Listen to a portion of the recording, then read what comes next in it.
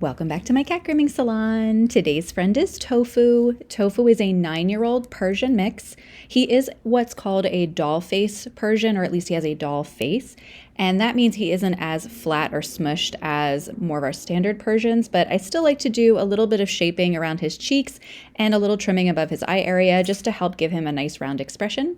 He can get a little testy, so I will put the air muzzle on pretty much right away so that I'm not waiting until he's having a meltdown before I go to change anything.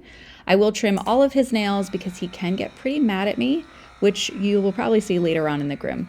Because I've already done him a bunch of times, I know that I can go right into a full body haircut. This is the Christiensen Artemis Clipper with a number 10 blade.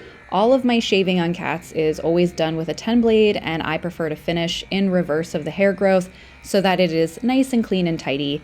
And I just think it has the best look, but it is very, very short. So unless the cat is used to this haircut or is very matted, I don't tend to do a lot of elective shaving at that length. As you can see, it's pretty short. So I have other options in the cat grooming salon, but Tofu has been getting line cuts for a long time and he prefers being naked, and who am I to deny that of him? After I'm finished with his shaving, I will go ahead and do a full bath and blow dry, including a little bit around his face. I'm always trying to come from the sides or the back in terms of getting his face wet enough so that I can wash it, but not getting water directly in his eyes, ears, nose, or mouth as much as possible. Then we'll wrap in a towel and give him a little smooch. And then I'll use some Saline Solution just to finish up around his eyes. White cats tend to need more wiping around their eye areas as they can get discoloration from tear staining.